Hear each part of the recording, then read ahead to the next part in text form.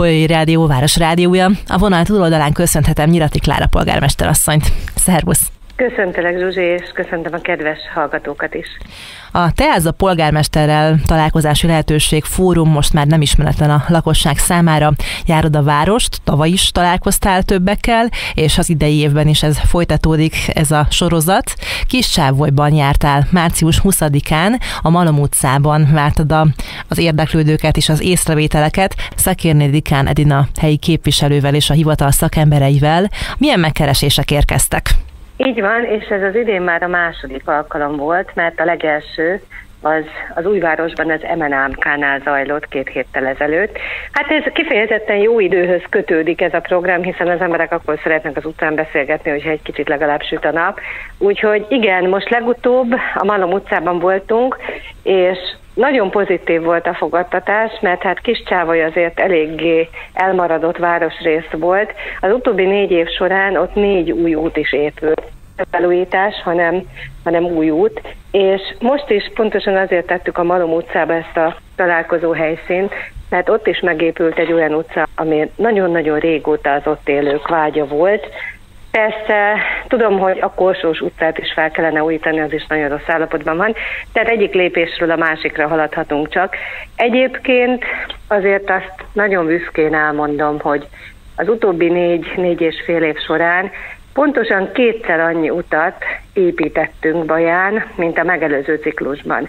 És azt is elmondtam már nagyon sokszor, hogy 2019-ben azzal szembesültem, hogy 62 darab földes út van Baján, ami borzalmasan nagy szám. Ez még mindig sok. Igen. Ez egy hatalmas elmaradást jelent. Nem csak ez, a másik nagy probléma az a csapadékvíz, a csapadékvíz csatornáknak az eltömődése. Úgyhogy mind a 2 feladatot elkezdtük ebben a ciklusban, de mind a 2 feladat olyan, amihez nem elég egy ciklus. Tehát ahhoz, hogy a végére érjünk, és nem is biztos, hogy a végére érünk, sok idő kell, hogy elteljen.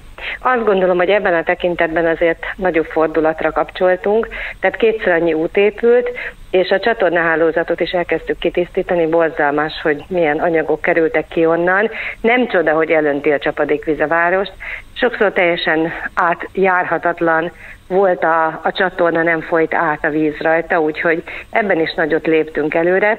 Úgyhogy Kiscsávolyban elsősorban erről beszéltünk, hogy milyen vágyai vannak még az ott élőknek, és mivel azt mondjuk, hogy zöld Baja, virágos Baja is, ezért egy kedveskedés gyanánt virágosztással, virágajándékozással kötöttük össze ezt az alkalmat.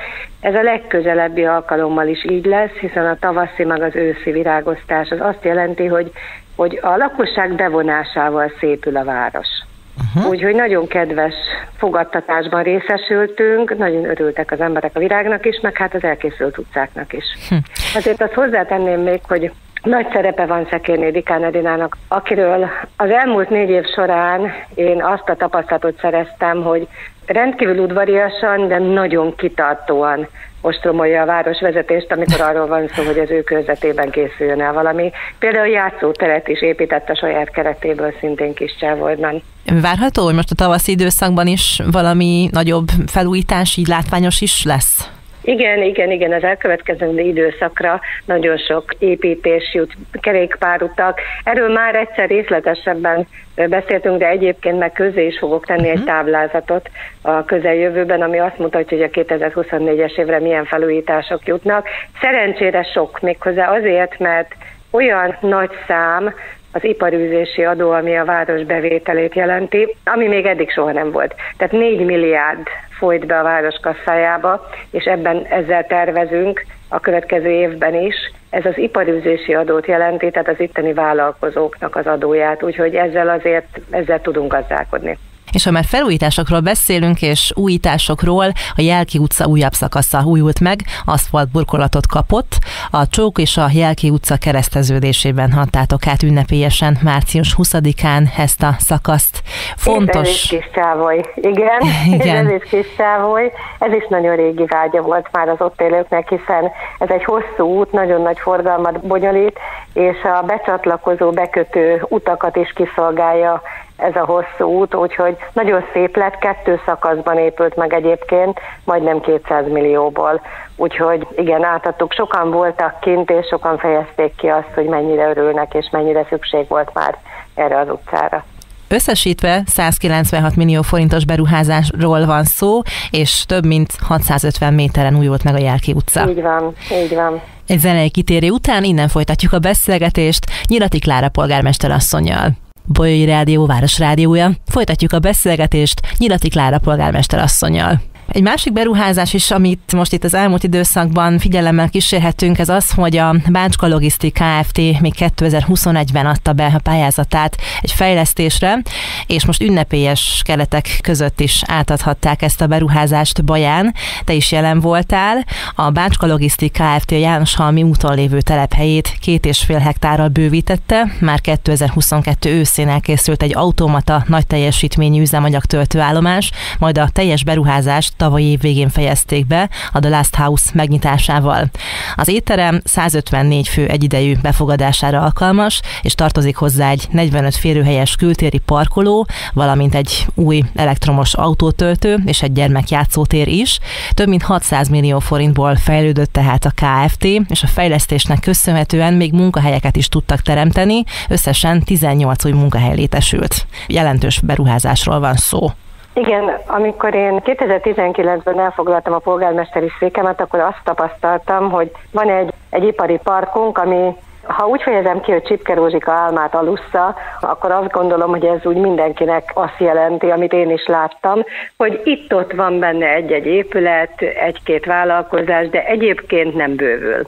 És akkor az akkori Vagyon ZRT vezérigazgatóját megkértem, hogy dolgozzon ki egy olyan támogatási szerződést, amivel kedvezővé tesszük a telekárakat, és amivel kedvezményt nyújtunk a vállalkozóknak, akik vállalják azt, hogy egyrészt új munkahelyeket teremtenek, másrészt pedig nyilvánvalóan az adóbevételükkel a város kasszáját gyarapítják. Így aztán egy olyan százalékos kedvezmény skálát dolgozott ki az akkori vezérigazgató, ami a létszámtól, tehát a foglalkoztatottak létszámától függően engedett el a telekárból 10, 20, 30, akár 90%-ot is.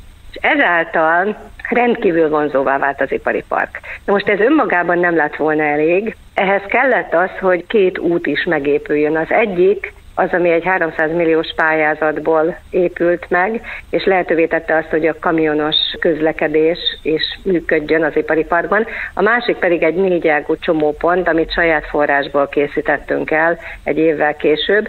Ez az úthálózat, ez már megfelelő ahhoz, hogy kiszolgálja az ott működő vállalkozásokat. Így aztán gombamód kezdtek szaporodni a vállalkozások, és ennek a szaporodásnak a következménye volt az, hogy az egyik vállalkozó, Barcsák Róbert azon kezdett gondolkodni, hogy hát igen, ott vannak a vállalkozások, de a vállalkozások kiszolgálására is kell valami, tehát étterem, töltőállomás. Így aztán efelé indult a fejlesztéssel, hiszen akik ott dolgoznak az ipari parkban, nyilvánvalóan, amikor van egy órás ebédszünet, akkor szeretik azt, hogyha a közelben tudnak ebédelni.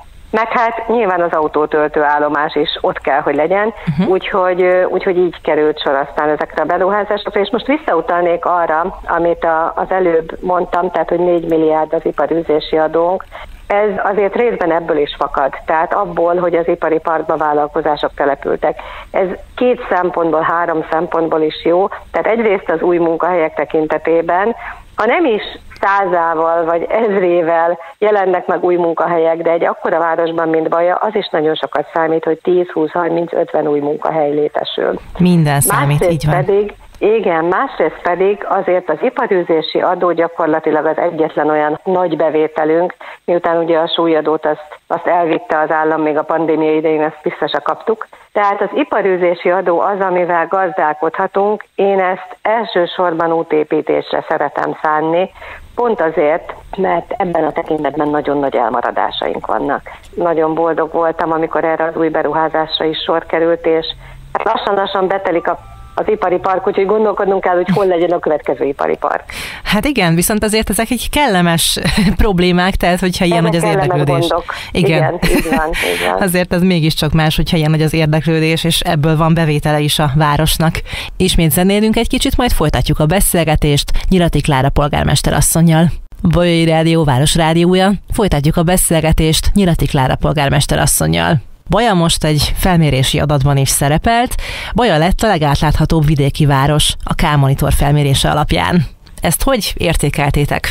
Amikor 2019-ben indult az én polgármesteri pályafutásom, akkor én olyan sok gubanccal találkoztam, tehát annyira átláthatatlan volt nagyon sok minden, hogy azt mondtam, hogy ez így nem mehet tovább. És akkor jött egy megkeresés a K-Monitortól, ami azt jelentette, hogy szerződéseket kell feltölteni, közbeszerzésekről beszámolni, tehát egy pontrendszer alapján lehetett csatlakozni ehhez a programhoz, ami kifejezetten önkormányzatoknak szólt, és az önkormányzatok átláthatóságát vizsgálta. Egy nagyon bonyolult szempontrendszer alapján működött ez, és én akkor a hivatallal megbeszéltem, megkértem őket arra, hogy segítsenek nekem ebben. Tudom, hogy ez plusz munka, de mindenképpen fontos az, hogy a lakosság érezze azt, hogy a befizetett adói jó helyre mennek. És ha utána akarnak nézni valaminek, akár a lakosság, akár a vállalkozók, akik aztán rengeteg iparűzési adót befizetik, akkor legyen módjuk arra, hogy a város honlapján megnézzék, hogy mire költjük a közpénzt. Én ezt nagyon fontosnak találom. Sajnos ma Magyarországon a több mint 3000 önkormányzatból mindössze 30-29 jelentkezett erre a programra. Tehát nagyon kevesen jelentkeztek. Kevés. Tehát nyilvánvalóan bevállalni ezt, az is egyfajta, hát most azt mondom utólag, hogy nyilván naivitás, meg bátorság is, mert nagyon nagy munka volt, de ugyanakkor most már nagyon jól működik a dolog. Tehát most már természetes a hivatal számára, hogy bizonyos szerződéseket azonnal fel kell tölteni a rendszerbe, hogy átlátható legyen. Arra nem számítottam. Tudom, az első alkalommal, az első évben is kaptunk egy kimutatást, akkor országos szinten 4. voltunk. Most sem vagyunk hátrébb egyébként. Tehát most a vidéki városok között a legjobbak vagyunk. Tehát a legátláthatóbb vidéki város, ami azt gondolom, hogy nagyon nagy szó. Tehát azért az utóbbi évek politikai harcaiban én is kaptam hideget, meleget, mindenfélét. Nagyon szeretik az emberek rá kenni valakire azt, hogy persze ez is lop, mint a többiek. Na most én nagyon büszkén vállalom azt, hogy én tükörbe tudok nézni. Én abszolút elszámoltatható vagyok, pontosan tudok minden forintot mire ment, és ez a K-Monitor és ennek a felmérése az átláthatóságról, ez meg is erősítette mindenki számára. Éves szinten történik ez a fajta felmérés? Ez folyamatos feltöltéssel jár. Az értékelés az első évben volt, most pedig egy ciklus végi értékelés jelent meg. Úgyhogy ezt nagyon sokan látták már, mert én is egyrészt kaptam egy levelet a K-Monitortól, amelyben egy nagyon részletes kimutatás van. Másrészt meg nyilván a médiában is megjelent ez, úgyhogy nagyon sokan jelezték a számomra, hogy itt látták, ott látták, Facebookon jelent meg, ebben az újságban, abban az újságban. Úgyhogy ez egy ciklus végi értékelés, ez a legátláthatóbb vidéki város. Közeledünk a húsvéthoz. Itt a városban hogy készültek el az ünnepre?